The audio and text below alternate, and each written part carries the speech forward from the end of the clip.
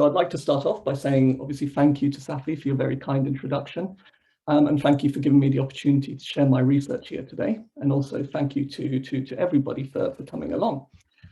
So today, what I'm going to be doing is I'm going to be talking about my PhD research topic, which is on the network, the connections, and the patronage of English ambassadors to Muscovy, or Russia, in the 17th century. Now, to start off with, what I thought it would be a good idea to do is I thought it'd be a good idea just to start off with a few key definitions and some of the key definitions and the key terms that I've actually used in my title. So the first definition that I want to go through really with you is the definition essentially of patronage. Now, patronage is fundamentally a type of relationship.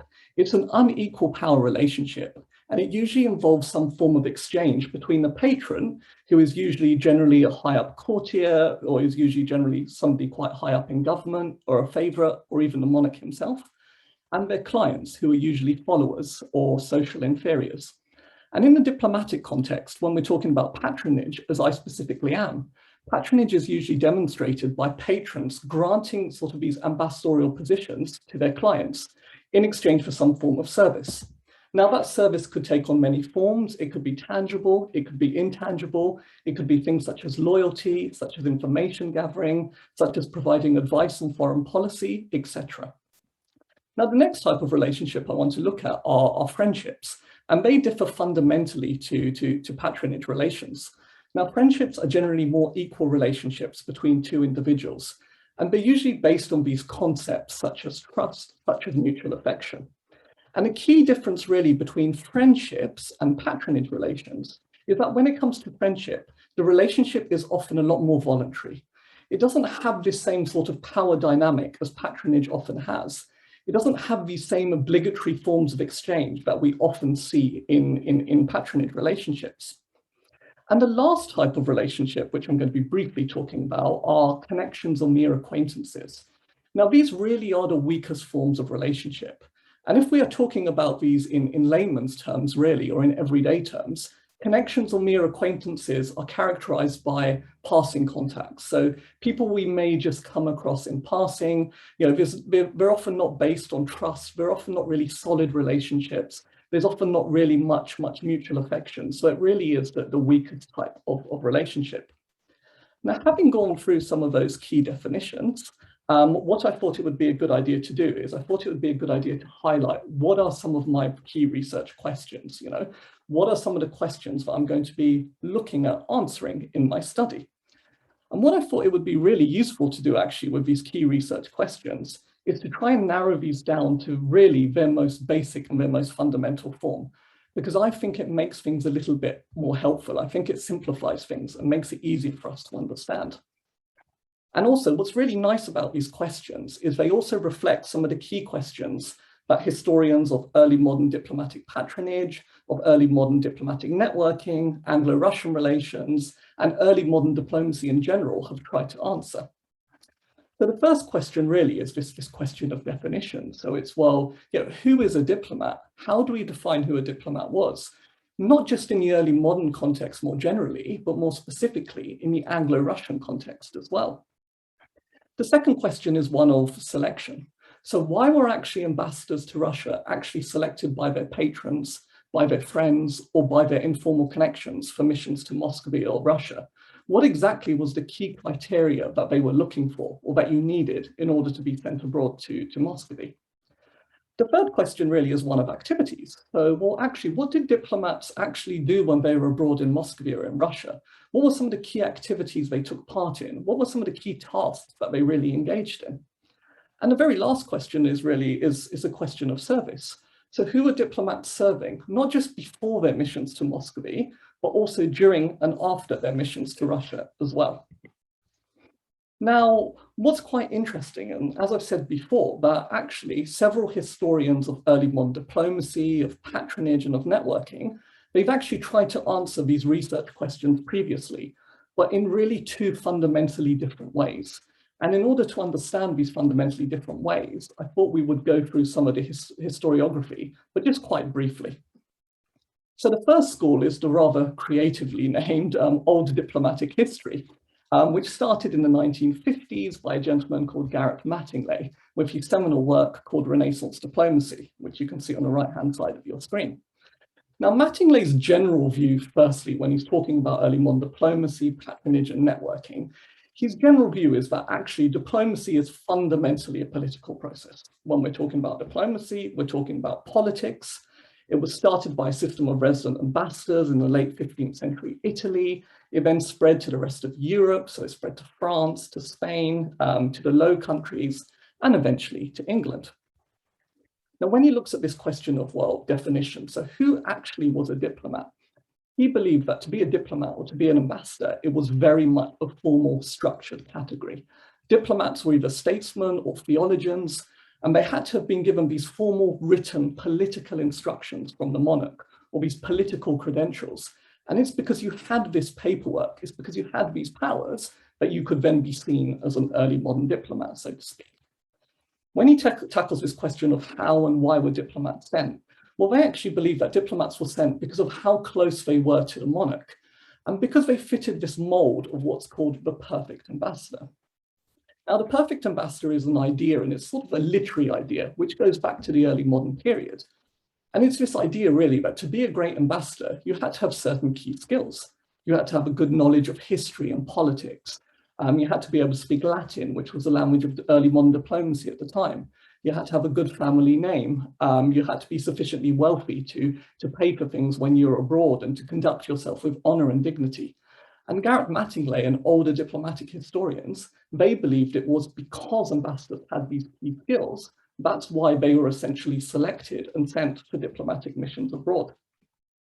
Now, when he comes onto this question of activities, well, unsurprisingly, they believe the main task of a diplomat was to engage in political activities, so to negotiate sort of state treaties, to engage in political discussions. Sometimes it could move over to the economic side of things, so it could be discussing economic privileges, economic capitulations, etc. But fundamentally, they engaged in political tasks. And the last question of, well, who were they actually serving whilst they were on their mission and after? Well, it follows that because they were sent by the state and the monarch, that naturally they were serving the state and the monarch when they were abroad and after.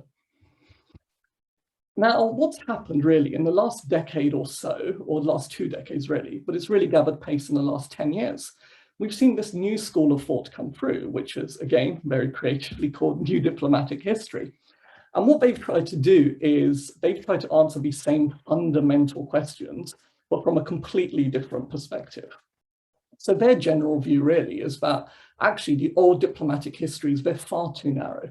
You know, when they're answering these really key fundamental questions of patronage, networking, early modern diplomacy in general, they're only focusing on politics and we're ignoring the role of these social and cultural perspectives, which is really important. So when they look at who a diplomat could be, they actually say, well, a diplomat could be anyone. They throw the door wide open. So they say, you know, doctors, merchants, travelers, messengers, interpreters, go-betweens. All of these individuals or cultural agents could be seen as diplomats and were actually involved in diplomacy. You didn't just need these formal political instructions. You didn't just need to be a statesman in order to be an early modern ambassador. Now, when they look at this question of how and why was a diplomat sent, they actually believe that a diplomat was sent because of their informal connections. So it was these friends, these patronage connections, these family ties. Essentially, these were the individuals who greased the pole and made it easier for you to secure your diplomatic position. So I guess in a way, it was more about who you knew rather than what you knew, so to speak. Now, when we're looking at this question of what, well, what actually did diplomats do when they traveled abroad? Well, these historians, the newer diplomatic historians, they believe that actually diplomats were involved in cultural and social activities abroad. You know, they didn't just go abroad to negotiate treaties. They engaged in a whole range of activities, which were things such as using their networks to procure gifts from abroad, gathering all sorts of information from abroad, acting as spies and intelligencers and using their networks to that means. And in some cases, even sort of the really random and strange things, such as conducting scientific experiments when they went abroad.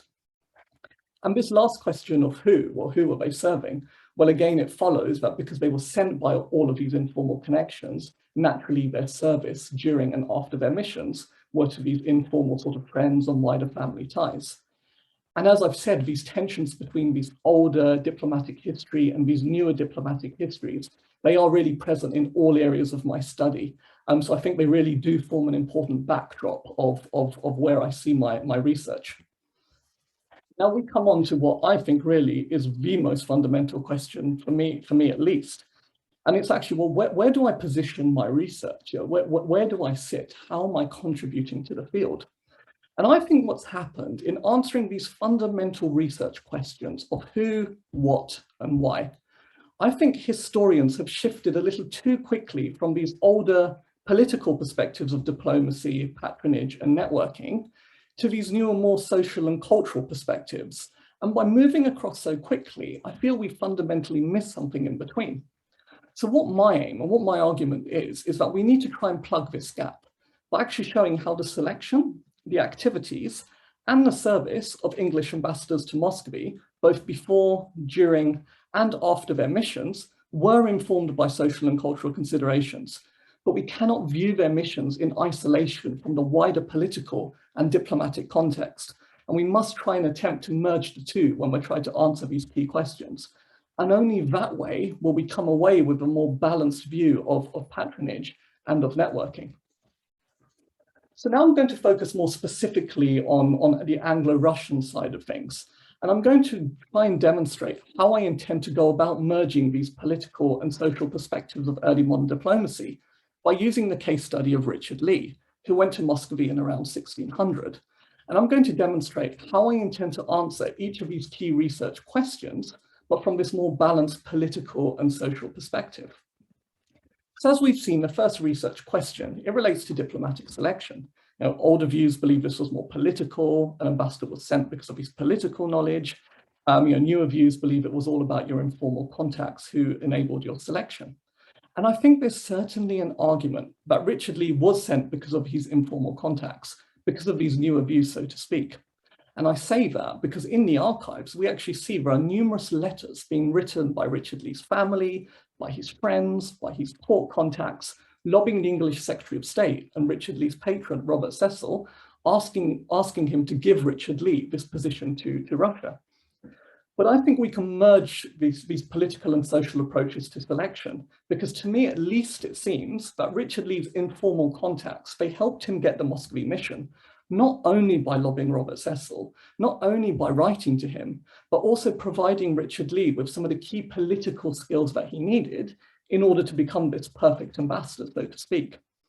And I say that because Henry Lee, who's pictured on the right-hand side of your screen, was Richard Lee's half-brother. And he shared this really lively interest in politics with his brother, Richard Lee.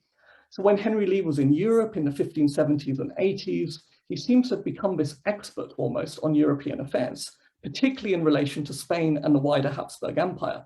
He was picking up all sorts of snippets of information and useful information at that. Now, when Henry Lee was back in England in 1592, he was writing to his half-brother, Richard Lee. He was telling him all about the latest events, the latest things that were happening on the continent, particularly regarding Spain. And he was also letting him know about Spain's every move, what Spain was doing.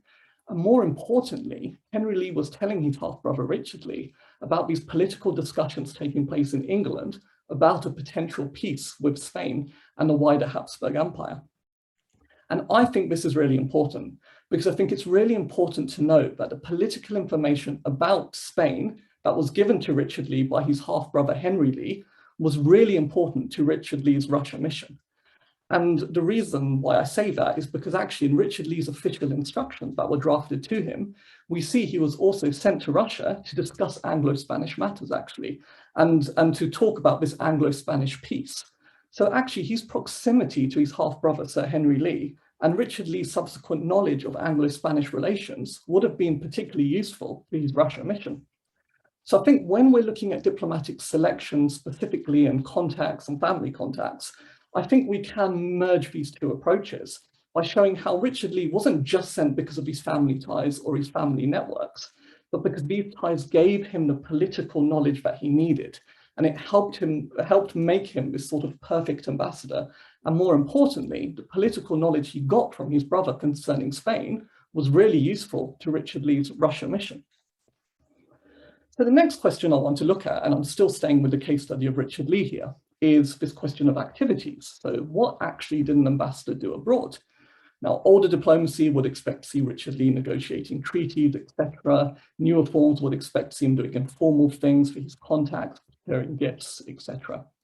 But I think a case study of Richard Lee's activities in Muscovy again allows us to blend these political and social aspects of diplomacy by showing actually how his political activities abroad were actually informed by his social network that he had with him on the ground. Now, when Richard Lee was in Russia, he took this disastrous political step of offering an English marriage alliance to the Russian Tsar, Tsar Boris Godunov, and this was something he was categorically not supposed to do. There was nothing in his official instructions from his patron, Robert Cecil, allowing him to do this. There was nothing in any of the preparation notes from the Muscovy company, the main trading company who traded with Russia, allowing Richard Lee or giving Richard Lee the idea to do this. However, Richard Lee still went ahead, and when he got to Russia, he offered this English marriage alliance to the Russian Tsar. And I was wondering, well, why exactly did he do this? And I think the answer is because of his social network, or more specifically, maybe because of his lack of a social network on the ground to advise or to guide him accordingly. Now, there is evidence to suggest that actually Richard Lee met Anthony Shirley in the northern Russian port of Archangel. Now, Shirley was an English adventurer. He often left a trail of destruction in his wake. He was kicked out of several of the major courts in Europe. But we do know that Shirley was keen on this grand project to try and connect England to India and to Persia via Russia and via the river Volga. And in order to achieve this aim, we also know that Anthony Shirley was one of the first to suggest this idea of an English marriage alliance to Robert Cecil. So the fact to me that we hear in the archives that Richard Lee had this sort of casual meeting with Anthony Shirley on shipboard, as we hear it in the archives, and the fact we know that Shirley was probably one of the first to suggest this English marriage alliance means, to me at least, it's highly likely that Richard Lee received the political advice to offer this marriage alliance from his passing contact with Anthony Shirley. Now, I think we also need to take this one step further as well. And I think we need to see, well, who did Richard Lee actually take with him to Muscovy, to Russia? Who did he have in his ambassadorial train to advise him, to guide him further, to tell him what to do? And what I've done is on the right-hand side of the page, I've just put a very, very simplified network of who Richard Lee actually had with him and who I've managed to identify from the sources that Richard Lee had with him. And what's really striking about this, to me at least, that he doesn't really seem to have had a very strong ambassadorial train. He doesn't really seem to have anyone who's politically astute or who knows Muscovy really well and who could guide him politically. And that's the key point, guiding him politically. So he did have his brother and his nephew, Samuel Hales and Robert Lee, with him. But from the records, there seems no evidence that they had been to Muscovy before. Now, interestingly, he actually seems he had the famous antiquarian and scholar, Robert Cotton, who went with him. Now, Cotton was a scholar, but scholars may not have been best placed to provide Richard Lee with advice on delicate contemporary political matters, such as the Anglo-Russian marriage. Now, he did have some merchants with him, as was usual. He had Robert Peacock, who had traded in Russia for many years, but these seem to be more mercantile experts rather than political experts who could guide Lee appropriately. And to compound matters and to make things worse for Richard Lee is John Merrick, who was one of the most well-informed, one of the most politically well-informed, as well as economically well-informed individuals on Anglo-Russian affairs and was a trader. It seems that he had no real connection to Richard Lee. We learn in a letter that Richard Lee wrote back to his patron, Robert Cecil, that him and Merrick didn't really seem to discuss anything tangible, and they certainly didn't seem to discuss this Anglo-Russian marriage alliance. And to make matters even worse, actually John Merrick leaves Muscovy just a few days after Richard Lee arrives. So he wasn't really in the country with him for that long to help guide him appropriately. Well, I think Richard Lee's social networks and his informal connections allowed him to take this political step of offering a marriage alliance to the Russian Tsar. Firstly, through this casual meeting with Anthony Shirley on shipboard, and secondly, because he had no real network on the ground who could act as a sort of check on this poor advice. So I think both political and social aspects played a role in Richard Lee's activities whilst he was in Muscovy. And now the last question I want to come to is this question of service. So who were diplomats serving when they went to Russia? And older views of diplomacy would say, well, no, a diplomat was serving politics and the state. Newer views would say it was service to family relations, to patrons, to informal connections, etc. But I think there's a slight problem here. And I think by looking at service or patronage specifically in binaries, as older and newer approaches often have done, i.e. a diplomat was either serving the politics and the state and his patron, or sort of social contacts like family and friends, etc. I think this often ignores the facts that actually interests and service, they were very complex. They were very much interrelated. And actually, by serving his patron, Robert Cecil, Richard Lee was also serving the state. He was also serving himself. He was also serving his friends in the Muscovy company. And a great example of this is a letter that Richard Lee writes to Robert Cecil in around 1604, so about 3 years after he returns to Muscovy. And he writes this letter and he gives advice concerning Sweden. Now, at this point, England's relationship with Sweden is deteriorating slightly. But Richard Lee writes to Cecil and he acts sort of as an advisor, and he tells Cecil, well, no, we need to keep good relations with Sweden because Sweden sits in the middle of our trade route between England and Muscovy, so we need it to be friendly. And also Sweden is currently at war with Poland. So if Sweden is to take the Baltic territories and to take the vital port of Narva, it will then be even easier for us to trade via Narva into Muscovy. Now, this advice was great because it benefited Robert Cecil, because it was really important advice to help him maintain his power, his grip, his direction on foreign policy, and in a way it also served the state by doing so. And it also served the Muscovy company as well, because naturally they needed Sweden as an ally. They needed to keep this trade route open so they could continue trading to Russia, which was profitable for them. And also, most fundamentally and most importantly, giving this advice was also good for Richard Lee himself, because in return he received these some sort of financial rewards, judicial support, etc. So I think a case study of Richard Lee's service shows us that service was much more than these binaries of politically serving the state or socially serving your friends and your networks, etc. Because actually by serving one interest, you were sometimes serving multiple overlapping interests. And in this way, service was both political as well as social. So I just really want to finish things off now and want to conclude by summing up. And I think really by focusing on the patronage, on the networks and on the connections of English ambassadors to Muscovy or to Russia, particularly in the 17th century, and answering some of these really key fundamental research questions that have taxed historians of patronage and networking and early modern diplomacy, I think it will be possible to bridge these older political perspectives, diplomacy, networking and patronage, with these new sorts of social and cultural perspectives. And I hope that a case study of Richard Lee has shown how it is possible to answer these really important questions, but from a both political and social perspective.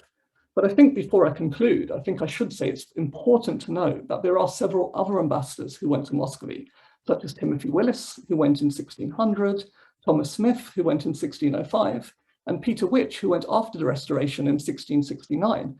And their ambassadorial missions also allow us to answer these same really important questions, again, from a more well-rounded perspective. And thus it gives us a more sort of well-rounded and detailed view of patronage, networking, and early modern diplomacy. And that does really remain my fundamental aim. So yeah, I would just like to conclude there. I'd like to say thank you to everybody for listening. And if you have any questions, comments, feedback, I'd be more than happy to take them. Wonderful. Thank you very much, Shahid. That was certainly